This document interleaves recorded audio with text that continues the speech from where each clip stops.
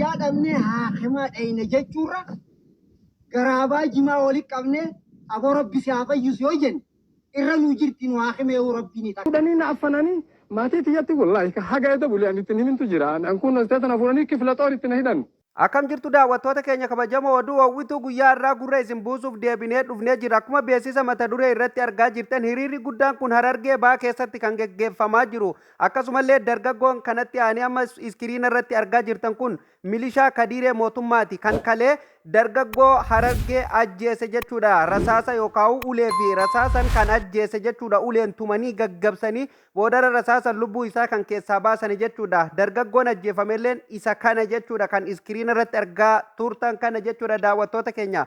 Kana bichaa miti Harargee keessatti yeroo ammaa kana boombii ajaa'ibaatu dho'ee jira. Guyyaa lama moo sadii dura mootummaan bilisiginnaa yookaan kadiironni mootummaa hundumtuu Oromiyaa keessaa gara Harargeetti deebi'anii jiranii waraanni Harargee irratti kumaandi poostiin akkuma tan dura Wallaggaa fi Gujii irratti labsame san Harargee irratti labsamuuf deemaa daandii baaburaatiin wal qabate waboon garaa kara kanaan daandii baaburaa nurratti cufa jedhanii waan yaadaniif dargaggoo Harargee guutummaan guututtu waraana mootummaa itti bobbaasuuf deeman jedhee viidiyoo isiniif maxxansuun kiyya ni yaadatama jechuudha daawwattoota kiyya nu waan ragaa qabatamaa qabnuu fi madda amanamurraa waan arganne qofa kan asirratti isiniif finnu kunoogaa osoo bubbulee hin oolin jechuudha guyyaa sadi keessatti waraanni irratti labsame jechuudha amma Harargee keessatti kan jiru jechuudha maanguddoonni akkuma jirutti alatti bayanii ala bulaa jiranii hawwoonni keenya ala bulaa jiran guyyaa sadiif ala keessa qabbanaaf qorra rooba keessa ta'aa jiran keessaafuu jechuudha naannoo Harargee bayaa kara gaara mul'ataa keessatti jechuudha akka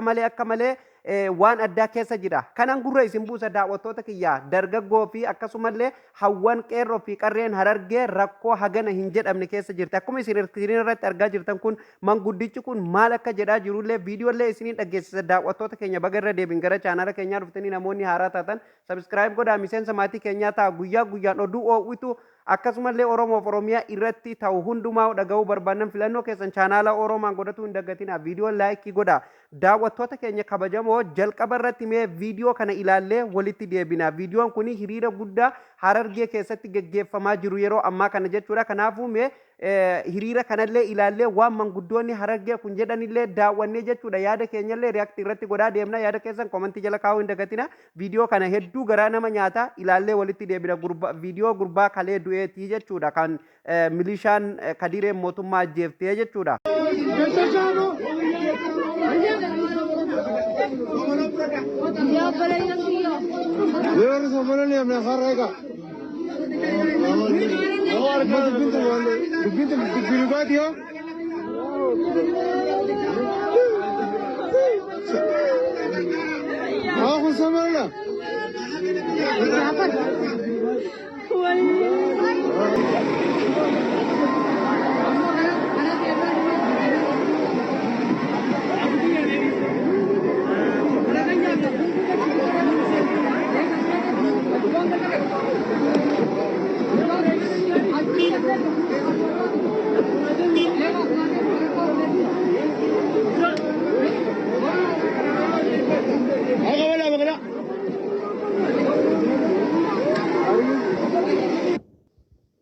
Maaliin ilmaan tiyyarraa du'a jedheeti haganaan deemee warri natti jiru rakkoo kanatti jiru haga aanaa fi gandaatitti wal xaxeeti godina dhaqee himadhe obbo Jaarsoo bira deemee ji'a tokko durallee himadhe waajjira qonnaa ka achi gadii sanitti Jeelaan bira deemii naan jedhan Jeelaan sunillee waan badaa naan hin jenne waan bareeda naan jedhe osoo inni na keessummeessuuf ta'u wayxanachi dhaqee achi ol deebu karaatti na affananii motoraan ragaa an qabu guututtu na harkaa fudhatan kan isin gartan kun martunuu koppii duraan manaa qabu namoota san fuula hagana hidhatan nama lama tammi isin garta wanni kun martunuu ka dhukkee ta'e isin martunuu mana naan seenne an bakka kanatti wardiyyaa qorra keessa bula Daawwattoota keenya kabajamoo akkuma viidiyoo irratti argaa turtan kana namummaa ofii nama jibbisiisa jechuudha. Oromummaa kan keessi jibbisiisa jechuudha. Haala kanaan ilmi Oromoo akkanatti ilma Oromoo irratti daba hangana ga'u kana raawwatuun hedduu jechuun namatti dhagahama jechuudha. Daawwattoota kiyya amma viidiyoon isin argaa jirtan kun daawwattoota kiyya Harargee Bahaa keessatti jechuudha. Wanni kun kan raawwate jechuudha. Godina Harargee Bahaa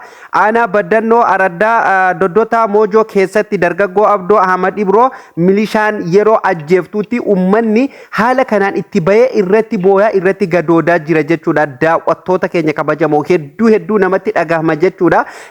Gurbaan isaa ajjeese fakkeenyaaf milishaan qabdee gurbaa kana osoo tumtuu harkatti du'e jechuudha. Osoo uleen harka isaanirraa osoo hin bahin jechuudha. Lubbuu itti guraaranii akka lubbuun keessaan baane godhanii jechuudha. Za'a meeqa guutuu tumanii boodarraa rasaasa itti dhanii kan ajjeesan jechuudha. Mucaa qaxalee akkam jechuudha. Harargee Bahaa keessatti ajjeefamee jechuudha. Daawwattoota keenya akkasumallee dargaggoon isa kana ajjeese jechuudha. Daawwattoota kiyya namni amma iskiriina irratti dargaggoon isin amma iskiriina irratti argitan kuni kan isa ajjeese jechuudha. Duraan maal ture kan ajjeese Khaliifaa Kamaal jedhama. Amma namni asirratti isin argitan kun maqaan isaa Khaliifaa Kamaal jedhama. Dura milishaa ture dhiyeenya kana milishaa irraa gara humna addaatti fudhatame jechuudha. Gara humna addaa poolisii humna addaatti jijjiirame amma xiqqoo aangoo argate hanga durra milisharraa ol hiiqee jechuudha. Xiqqoo sadarkaan gaafa ol kaate namni keenya jechuudha walumatti deebi'a firumatti deebi'a diina ofirraa dhoowwuu hin beeku jechuudha. Walumaa galatti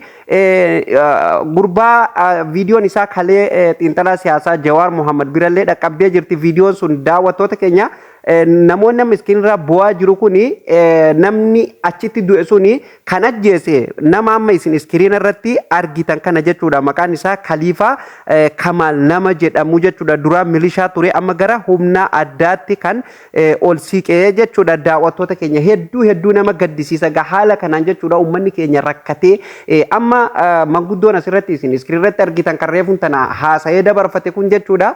Bakka waan godhu nu inumaa bar gara mana dhaabbata fayyaa deemurraa garaabaa walitti guurree rabbii keenya kadhannee qamaanee mirqaannee rabbii nu haa fayyisu jennee yoo rabbitti ol gorre isa santu nu baasaa jedhan jechuudha. Dhaabbata fayyaa deemnee wal'aanamuu jibbiisarraa kan ka'e gaafa immoo inshuraansii adda addaa nurraa guuruuf deeman akkana funyaan nu qabanii dirqamaan nurraa guuranii garuu guyyaa nu rakkanne rakkoo kana nurraa furaa yookaan waan akkana rakkoo nurra ga'e jenne waan tokko wanni nu godhan hin jiru waraquma nutti barreessanii jedhan jechuudha. Haala isin argitan kanaan abbootiin qabeenya Harargee alatti yaateeti meeshaa ofii dhabdee qabeenya ofii dhabdee mi'a bakka birarraa fidan iddoo itti seensifatan dhabanii haala rakkisaa keessa jiran jechuudha. Kanammoo miidiyaaleen irra haasaa hin jiru jechuudha. Osoo rakkoo bakka naannoo biraa keessatti uumamtu taate jechuudha. Har'a miidiyaan kun hundinuu qaata waliin ga'e jechuudha. Garuu rakkoo Harargee keessatti uumamtu kana maaliif akka taate I don't know. Dhugaa rabbii hedduu nama gaddisiisa. Xiinxalaa siyaasaa Jawaar Mohammad haala saniin viidiyoo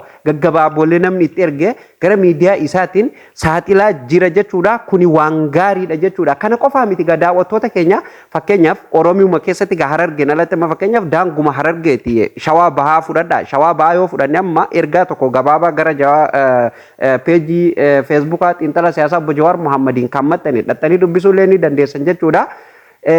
Hawwanii fi manguddoota ijoollee daa'ima humaa hin beekne guyyaa sadiif milishaan kadiiroo mootummaa alatti yaasanii waan takka nyaata irraa dhoowwanii bilbila harkaa guuranii roobaa fi aduun cinqanii qixaaxanii dararaa hammas ga'usan guyyaa sadi guutuu uummata alatti ugguranii oolanii qixaaxa jechuudha. Guyyaa sadi boodan akka rabbiitti qaamni hidhate gaa waraana bilisummaa Oromoo ta'ee meebii gaa sanuma jedheen fudhadhaanii waraanni hidhate lama kan Oromiyaa keessa socho'u hin jiru jechuudha.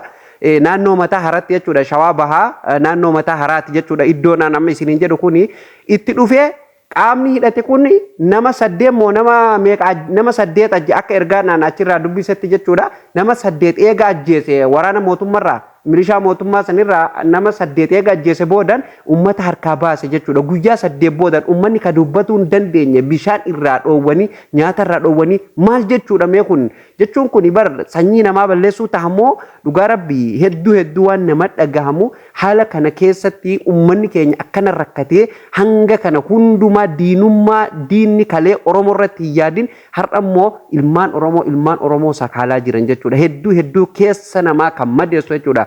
Hawaasni kun maal isaan godhe maal isaan godhe hawaasni yoo ta'e siyaasaa yoo ta'e siyaasaan deebi'a siyaasaan kaffalama namoota siyaasaa yoo ta'e namoota siyaasaa namootuma akkuma siyaasaa isaatiin adabbii seeraa yookaan murtee seeraa irratti fudhatuudha seeraan gaafatudha malee ummata nagaa ummata siivilii ummata waan tokko hin beekne qotatee bulaa waan tokko hin beekne kan nyaateetu garaa hin qabne kan uffatee qaamarraa hin qabne mee ijoollee iskiin irratti argitan kan akka isiin jirtu argitanii mee yeroo isaan viidiyoo waraabamanii bobbooyan jechuudha dhugaa rabbii hedduu nama dhagama kan nyaatutu sitti bada jechuudha kan dhudduutu si bada jechuudha dhugaa rabbii nyaannee dhugnee haadha abbaan keenya akkasii rakkatuun hedduu waan nama dhagamu inumaa kadiroonni mootummaa kana caalaa maal jedhan beektanii kana amma du'a kanarratti waan isaan fidan beektanii milishaan jawaar ijaaree milishaan jawaar oromiyaa keessatti ijaare nama ajjeesuu eegalee jira jedhan jechuudha amma laal kijiba isaaniitiif akkasumallee maqaa xureessaa argitanii barka diireetuma gurguddaa namuma afaan oromoo dubbatu dhugaa rabbi yoo miidiyaa fayyadamaa jiraatan argitan jedhee yaada